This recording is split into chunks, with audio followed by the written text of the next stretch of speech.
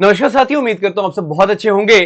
15 जून का दिन है और मैं हर रोज की तरह आपकी daily dose of current affair लेकर एक बार फिर से हाजिर हूं। Daily dose of current affairs जो कि ना सिर्फ आपके एग्जाम पॉइंट ऑफ व्यू से इंपॉर्टेंट है बल्कि आपको अवेयर रखती है, आपको जोड़कर रखती है। देश विदेश में जो भी इंपॉर्टेंट न्यूज है, जो इंपॉर्टेंट अपडेट्स हैं, उनके साथ आपको एक प्रॉपर क्लैरिटी प्रोवाइड करती है। आज भी डेली करंट अफेयर्स में बहुत सारे अपडेट्स हैं जो कि मैं आपके साथ साझा करूंगा। But before we start, make sure आप इस सेशन को अपनी लाइक वीडियोस में जरूर ऐड कर ले। Make sure hit the like button and इसको अपने फ्रेंड्स के साथ शेयर करना मत भूलिएगा ताकि उनको भी इसका प्रॉपर बेनिफिट मिल पाए। अब जैसे कि एक रिचुअल हमने स्टार्ट कर ही दिया है, जो पिछले सेशन में मैंने एक क्वेश्चन पूछा था, कुछ क्वेश्चंस पूछे थे। आप में से कुछ जुझारू बच्चे ऐसे थे, कुछ एस्पिरेंट्स ऐसे थे जिन्होंने उसका आंसर दिया, तो उनका नाम फीचर करने का टाइम आ चुका है। मैं बताना चाहूंगा, क्वेश्चन था कुछ इस प्रकार से कि एक स्पेशल ऑपरेशन की मैंने बात की थी 1988 में जो हुआ था, ऑपरेशन कैक्टस था। कैपिटल ऑफ मालदीव मैंने पूछी थी, ब्रह्मपुत्रा को बांग्लादेश में क्या कहते हैं, मतलब बहुत बेसिक से क्वेश्चन थे। तो उनका आंसर किसने दिया है देखते हैं। We have got Sanjeev Gujar ji, then we have got Danishwar, of course हमारे पास है, then we have got Preeti, of course we have got Girdhar block, Deepak Chauhan है, प्रसेनजीत घोष है, आकांक्षा कुमारी है, गौरव खीरवार है। On top of it we certainly can see Deepa Kholia, Dinesh Vats है, Abhay Pratap, then we have got Nishant Kumar, Mayank Patle, Priyanka Raj we have got, and then of course Akash Gorde, Rakesh ji हैं, जस्सी कौर है और आर्यन है। इन सब ने आंसर दिया है। तो आज भी मैं कुछ क्वेश्चन ऐसे पूछूंगा इस सेशन में जिसका अगर आप आंसर देते तो आपका नाम जरूर से जरूर फीचर किया जाएगा। तो चलिए आज की कार्रवाई को स्टार्ट करते हैं।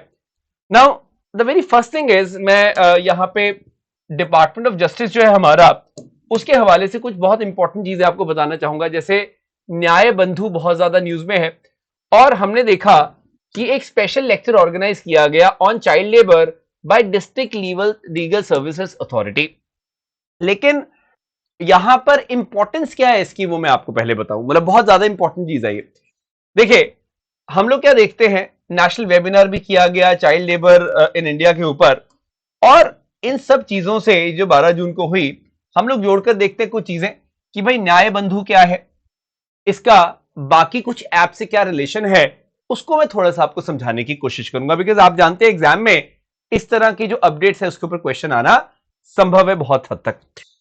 मैं सबसे पहले बताना चाहूंगा, ये जो न्याय बंधु है, it is what, it is basically pro bono legal service.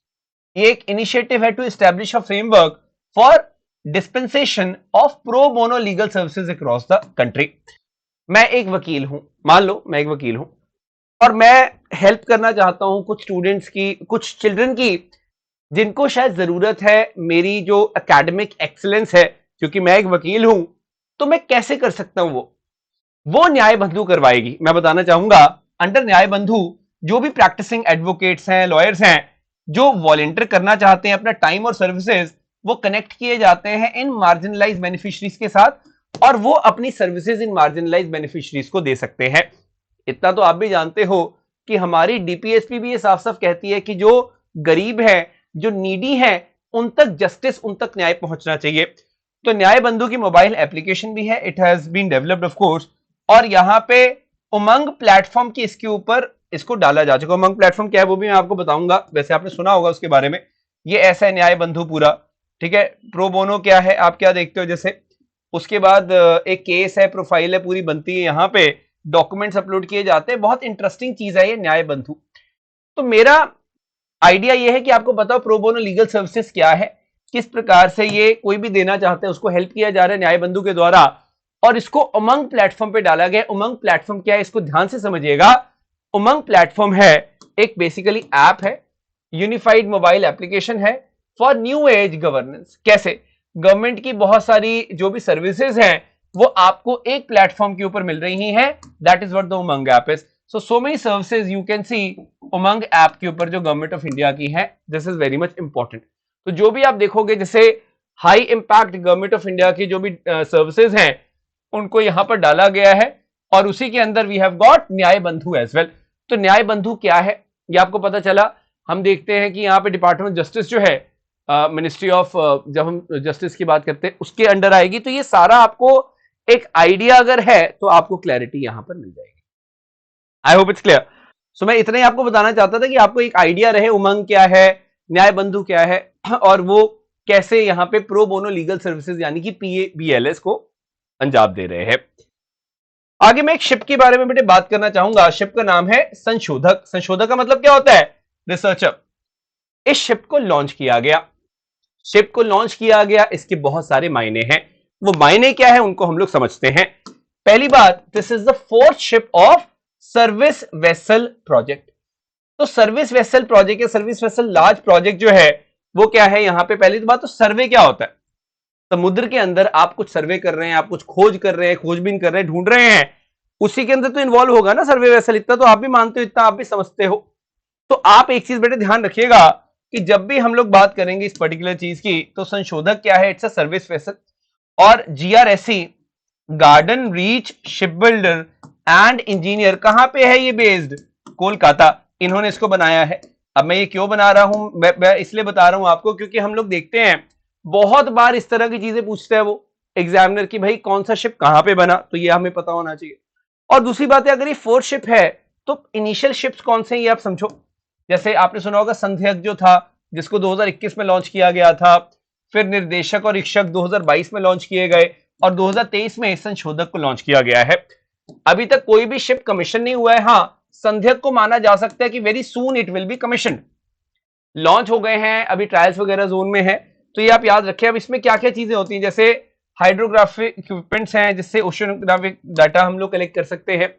ओशियनोग्राफिक data से क्या होता है? ओशन के अंदर कि हम लोग अच्छे से स्टडी कर सकते हैं। हम लोग कोस्टल मैपिंग कर सकते हैं। यहाँ पे बहुत सारे सर्वेज ऐसे हैं जो किए जा सकते हैं। ना सिर्फ ये, सेकेंडरी रोल में ये जब डिजास्टर आती है तो उस समय एक हॉस्पिटल का काम भी कर सकता है, जो कि इसका एक बहुत बढ़िया रोल हो सकता है। तो ये सारे शिप्स जो है वो इसी कैटेगरी में आते हैं, that is survey vessel large project category, जिसको GRSE अंजाम दे रही है। GRSE is based in Kolkata. I hope you have got the 100% idea. उसी प्रकार से एक और शिप न्यूज में था। अब ये जो शिप न्यूज में है ये भी ऑफ कोर्स बहुत ज्यादा इंपॉर्टेंट है, इसके बारे में भी हम लोग बात करेंगे। What exactly is this ship all about? ध्यान दीजिएगा। सबसे पहले तो शिप का नाम है INS अंजदीप। नाउ अंजदीप जो है ये क्या है? ये एक एंटी सबमरीन वॉरफेयर वेसल है। देखिए, अब इसमें और संशोधक में बहुत अंतर है। पहले तो आप ये बात याद रखें, ये क्या है? ये एंटी सबमरीन वॉरफेयर है। ये शैलो वाटर क्राफ्ट बेसिकली इसको हम लोग बोलते हैं, अंजदीप। यहां पे मैं आपको बता रहा हूं क्योंकि अंजदीप इसका जो नाम रखा गया है, वो नाम क्यों रखा गया है ये आप पहले अंडरस्टैंड करें। ये एक छोटा सा आइलैंड है अंजदीप। आप कर्नाटका में अगर कारवार जाएंगे तो उसके पास जो समुद्र पड़ता है वहां पे ये आइलैंड है। And island is connected to the mainland by a break water and it is part of INS Kadamba, so navy की एस्टेब्लिशमेंट। तो आप बस एक चीज नोटिस करें कि INS अंजदीप जो है वो क्या है? एक एंटी सबमरीन वॉरफेयर का शिप है। और वो कहां पर है? कारवार यानी कि कर्नाटका के पास में एक छोटा सा आइलैंड है जिसके नाम पे शिप का नाम रखा गया। तो ये मैं आपको पॉइंट थोड़ा बताना चाहता हूं। So very basic thing this is, we have to understand. Now having said that, अगला जो पॉइंट है उसके ऊपर हम बात करते हैं। But before that I hope चीजें आपको समझ आ रही हैं अच्छे से। We got to understand, SIDBI का आपने नाम जरूर सुना होगा। सिडबी बहुत एक इंपॉर्टेंट इंस्टीट्यूशन है हमारा। 1990-91 में स्टैब्लिश किया गया था इसको। सिडबी का मतलब होता है small industries development bank of India. आज का आपको जो सवाल है बहुत शानदार, वो ये है कि भाई सिडबी जो है उसके हेडक्वार्टर्स कहां पर हैं? ये है आपका सवाल। बहुत मजेदार सवाल है, मैं बता सकता हूं। आप जब आंसर खोजेंगे तो आपको पता चलेगा ये सवाल मैंने क्यों पूछा है। सिडबी के हेडक्वार्टर्स कहां पर हैं? ऑप्शन भी दे देता हूं मैं आपको। ऑप्शन ले लो आप, दिल्ली, मुंबई, लखनऊ, इलाहाबाद, भोपाल, इंदौर, चेन्नई, कोयंबटूर, इनमें से एक आंसर है। चलो टाइप कर दो। अब सिडबी जो है इसे लॉन्च किया है मिशन इवॉल्व। क्या है मिशन इवॉल्व? इवॉल्व का मतलब है electric vehicle operations and landing for vibrant ecosystem. बहुत इंपॉर्टेंट है। अब क्योंकि कोई भी चीज ईवी से जुड़ी हुई है आपके लिए एग्जाम पॉइंट ऑफ व्यू से इंपॉर्टेंट है, इसलिए इंपॉर्टेंट है। तो नीति आयोग के साथ मिलके, वर्ल्ड बैंक के साथ मिलके ये क्या करेंगे? Basically these are this basically is based for loans to the EV MSME। जो भी MSMEs हैं जो EV सेक्टर में काम कर रही हैं उनको ये लोन देंगे। और आपको पता होगा इंडिया का एक बहुत तगड़ा मिशन है ताकि हम लोग 30% ईवी पेनिट्रेशन कर पाए 2030 तक, मतलब अगले 7 साल में हम लोग 30% ईवी पेनिट्रेशन कर पाए। बहुत बड़ा टारगेट है।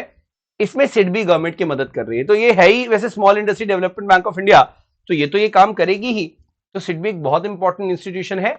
हेडक्वार्टर आपको इसके पता होने चाहिए, कमेंट करके बताओ। और सिडबी ने इसको नीति आयोग और वर्ल्ड बैंक के साथ मिलकर लॉन्च किया है। क्या है नाम? Evolve. And what is evolve? It means electric vehicle operation and landing for vibrant ecosystem. इस चीज को आप याद रखेंगे। आगे बढ़ते हैं। अब एक बहुत बड़ा फेस्टिवल है जो काफी सुर्खियों में बना हुआ है। इस फेस्टिवल को बोला जा रहा है एनएससी फेस्टिवल। एनएससी फेस्टिवल जो है ये बहुत न्यूज में है। अभी 17 तारीख तक चलेगा ये। तो मतलब आप मान के चलें कि अभी 2 दिन और चलना है ये।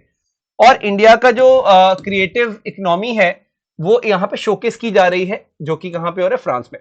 तो पहले तो आप ये बात याद रखें कि इंटरनेशनल एनिमेशन फेस्टिवल है ये। इसको क्या बोला जा रहा है? द एनएससी, जो फ्रांस में हो रहा है और इंडिया इसमें पार्टिसिपेट कर रहा है। अब यहाँ पे इंपॉर्टेंट क्या है, जब भी हम लोग बात करते हैं वीएफएक्स की, वीएफएक्स पता है आपको, विजुअल इफेक्ट्स या फिर स्पेशल इफेक्ट, एसएफएक्स होता है।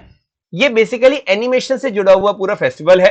तो इंडिया पूरी दुनिया पे, मतलब पूरी दुनिया के लेवल पे दिखाना चाहता है कि हमारे देश में एनिमेशन कितनी अच्छी हो रही हैं। अभी एक मूवी भी आ रही है आदि पुरुष, उसमें आप देखो वीएफएक्स यूज किया जा रहा है। बाहुबली मूवी देखो आप, बड़ी बड़ी मूवीज बनती है इंडिया में जहां वीएफएक्स यूज होता है। तो हम दुनिया को ये दिखाना चाहते हैं। तो एक चीज मैं आपको यहाँ पे ऐड कर देता हूं कि India is emerged as a preferred destination for VFX. हम दुनिया के लिए प्रोड्यूस कर रहे हैं वीएफएक्स। और कहा जा रहा है कि रुपीज 109 बिलियन की 2021 में इंडस्ट्री थी और ये और ज्यादा बढ़ती जाएगी विद टाइम। तो it's not a small industry in India, it's actually a very big industry. पूरे ग्लोब में वीएफएक्स का काम बढ़ता जा रहा है और उसमें इंडिया एक अपनी बहुत बड़ी छाप छोड़ सकता है, ऐसा हम लोग। Got it? पॉइंट समझ में आ गया? तो very simple points these are, we have to have a clear cut idea कि कैसे हम लोग चीजों को पिक करते हैं, कैसे हम चीजों को समझते हैं। आगे बढ़ते हैं बेटे। Now the next one we are going to be talking about is, यहां पे एक बहुत खास चीज है जिसके बारे में थोड़ा सा आपको बताना चाहता हूं। सबसे पहले आप ये समझें कि 2025 में, यानी कि 2 साल बाद, IIAS यानी कि international institute of administrative science का जो एनुअल कॉन्फ्रेंस है उसको कोची यानी कि केरला में करवाया जाएगा 2025 में, 2025। लेकिन पहले आप ये समझो कि ये अल्टीमेटली है क्या? IIAS क्या है? It is international institute of administrative sciences. ये बात याद रखें। और ये कहां पे बेस्ड है? It is basically headquartered in Belgium यानी कि ब्रसल्स में है। 1930 में लगभग 100 साल पहले बना था। It's a federation of member states, national sections and academic research centers which basically elaborate public administration solution to the policy challenges of the day। तो आप मान सकते हैं बहुत बड़े लेवल पे जाके बहुत एक्सपर्ट्स यहां पे कोलैबोरेट करते हैं। अब इनकी कॉन्फ्रेंस को करवाना हर कंट्री चाहती है, बट 2025 में हमने अपनी विलिंगनेस जताई है कि भाई हम लोग इसको कोची में करवाएंगे। तो this is very much important. अब यहां पर अच्छी चीज क्या है कि हम लोग हमेशा बात करते हैं maximum governance and minimum government. मतलब हम लोग सिर्फ गवर्नेंस करना चाहते हैं, चीजों को कंट्रोल नहीं करना चाहते।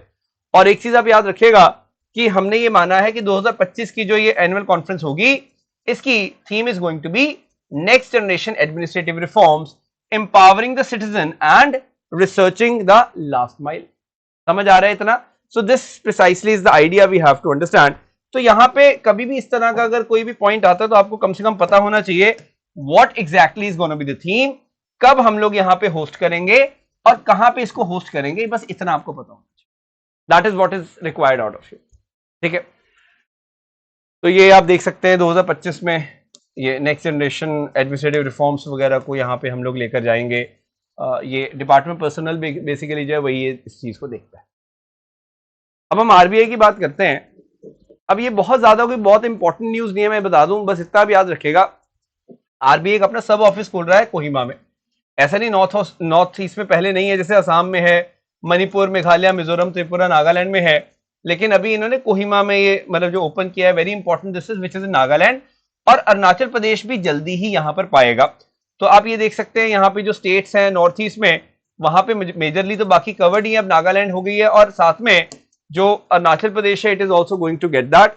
एंड अच्छी बात यह है कि sub office in Kohima begins functioning with the various departments, जैसे फाइनेंशियल इंक्लूजन डेवलपमेंट डिपार्टमेंट है, तो उससे हम क्या करते हैं, फाइनेंशियल इंक्लूजन जो है, लोगों के बैंक अकाउंट्स वगैरह खोलने का जो काम है उसको रैपिडली कर सकते हैं। अभी भी देखा गया फाइनेंशियल इंक्लूजन उतनी नहीं है जितनी होनी चाहिए, तो उसको करने के लिए हमें यहां पे जरूरत है। सिंपल पॉइंट कि रिसेंटली आरबीआई ने कहां पे अपने आप को एक्सपैंड किया, तो नागालैंड में किया, नॉर्थ ईस्ट के, क्योंकि अभी मणिपुर की वजह से ना नॉर्थ ईस्ट बहुत न्यूज में बना हुआ है, तो हमें थोड़ा बहुत यहां पर एक आइडिया रख के चलना है। आगे बढ़ते हैं।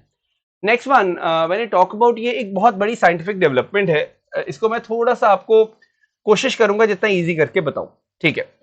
सबसे पहली बात है कि इंडिया का जो ड्रग कंट्रोलर है, यानी कि central drug standard control organisation है, जो आपने सुना होगा इसके बारे में, ministry of health and family welfare, ठीक है, इन्होंने अप्रूव कर दिया है फर्स्ट मेड इन इंडिया, यानी कि indigenously developed animal derived tissue engineering scaffold. क्या मैं बात कर रहा हूं, animal derived tissue engineering scaffold, ADTES हम लोग बोलते हैं। यहां पे आप वुंड्स को हील कर सकते, जख्मों को भर सकते हो विद मिनिमम और नो स्कारिंग। जब भी जख्म भरता है तो क्या होता है, वहां पे स्कार पड़ता है, दाग पड़ जाता है, तो हम कोशिश करेंगे कि मिनिमम या फिर बिल्कुल भी स्कैरिंग ना हो, ये यहां पर मेक श्योर किया जाता है। तो this is basically what, this is the first indigenously developed tissue engineering scaffold from mammalian organs. जो भी मैमल के ऑर्गन्स हैं, कुछ जानवर हैं, उनके ऑर्गन से बेसिकली डेवलप किया है। एंड याद रखिए, it is class D biomedical device. ये स्किन को हील कर सकता है प्रॉपर तरीके से। अब यहां पे क्लास डी बायोमेडिकल डिवाइस की बात आ रही है, तो मैं एक बार आपको बात बता दूं, जब भी हम लोग यहां पे क्लासेस की बात करते हैं, जैसे एक मैं सिंपल सी एग्जांपल देता हूं आपको। क्लास ए क्या होता है, जहां पे लो रिस्क होता है, जैसे सर्जिकल ड्रेसिंग है, एल्कोहल स्वॉब्स है, ये सब। क्लास बी क्या होता है, लो रिस्क होता है, जैसे प्रेगनेंसी किट्स है, बीपी मॉनिटरिंग। क्लास सी क्या होता है, जैसे मॉडरेट रिस्क है, पेसमेकर हो गया। क्लास डी क्या होता है, जैसे कार्डियोवैस्कुलर मॉनिटर है, कैथेटर है। तो इस तरह से यहां पे देखा जाता है। तो यहां पे इसको it's basically class D biomedical device that can rapidly heal skin wounds. तो मतलब है तो हाई रिस्क ही है, क्योंकि क्लास डी में इसको रखा गया, ये बात थोड़ा सा याद रखना। I know this is a bit difficult, but class ए होती है, क्लास बी, क्लास सी और क्लास डी। तो क्लास डी थोड़े हाई रिस्क होते हैं, हार्ट वॉल्व, इम्प्लांट्स, ये सब, डिफिब्रिलेटर्स, ये सब इसके अंदर आते हैं। वी हैव टू थोड़ा सा अंडरस्टैंड दिस पॉइंट। तो मैंने से क्लास, तो आपको थोड़ा सा यहाँ पे आइडिया होना चाहिए। ये पिक्चर आपको क्लियर दिख रही होगी, इसी को आप रेफर करो, ये बहुत इंपॉर्टेंट है। सो आपने बस एक चीज याद रखनी है कि इसको अप्रूवल मिल गया है, सबसे अच्छी बात ये है, but basically it is class D biomedical device. Any doubt still here, you surely can give me in the comment section, क्योंकि what I would want is कि आपको मतलब 100% क्लैरिटी यहां पर होनी चाहिए। ऐसा ना हो कि मैं बताता जा रहा हूं चीजें, लेकिन आपको कुछ समझ नहीं आ रहा, फिर तो कोई फायदा ही नहीं है। हमें एटलीस्ट चीजों को समझना है, चीजों को जानना है, और उसके बाद ही पूरी जो क्लैरिटी है प्रॉपर तरीके से वो यहां पर मिलेगी। Sorted. So I really hope that things are absolutely clear. चलो आगे बढ़ते हैं। Now having said that, next जो है, अब ये आप सब जानते हो, वैसे मैंने इसके ऊपर एक शॉर्ट वीडियो भी बनाई थी। साइक्लोन बिपार जो है, ये अरेबियन सी के अंदर आया है, और हम लोग देख रहे हैं कि ये काफी सारी डिस्ट्रिक्ट गुजरात की, जैसे यहाँ पे कच्छ है, मोरबी, जामनगर, द्वारका, पोरबंदर, यहाँ तक कि राजकोट, जूनागढ़, इन पे इम्पैक्ट कर रहा है ऐसे करके। ये तो ये जो एरिया है, क्योंकि यहाँ पे लैंडफॉल की हम बात कर रहे हैं, आज ही होगा। और सबसे इंपॉर्टेंट चीज है, this is what category, this category is very severe cyclonic storm. तो ये बहुत ज्यादा डेंजरस होता है, और इसकी स्पीड की जहां तक हम बात कर रहे हैं, तो वो 119 से 221 के बीच में रहने की संभावना रखी जा रही है।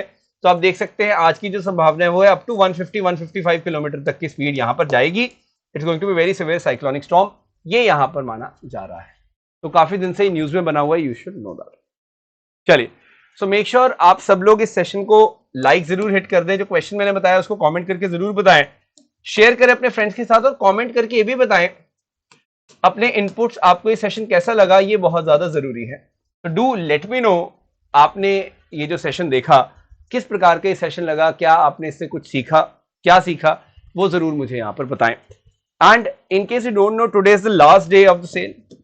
आज आखिर दिन है, लास्ट डे है, आज 15 तारीख है। तो अगर आप सीडीएस की तैयारी कर रहे हैं, सीएपीएफ की तैयारी कर रहे हैं, या फिर एफकेट की तैयारी कर रहे हैं, you can avail this 8 month subscription using the code जोश। ना सिर्फ ये, अगर आप सबकी तैयारी कर रहे हैं तो आप एक कॉम्बो भी ले सकते हैं। You can take it for 3700 only for 8 months, and you can prepare for all the examination for this duration. आज लास्ट डे है इसका, तो वो आप जरूर ध्यान रखिएगा कि you are taking full benefit of this particular discount. Clear? And that's very much it for now. आज मैं 12 बजे फिर से आपको लाइव मिलूंगा।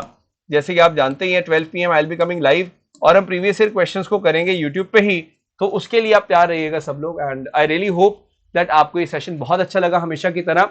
That's it for now. आज काफी कॉम्प्रिहेंसिव तरीके से सारी चीजें हमने की हैं। कमेंट करके बताना मत भूलिएगा करो कि कैसा ही आपको सेशन लगा।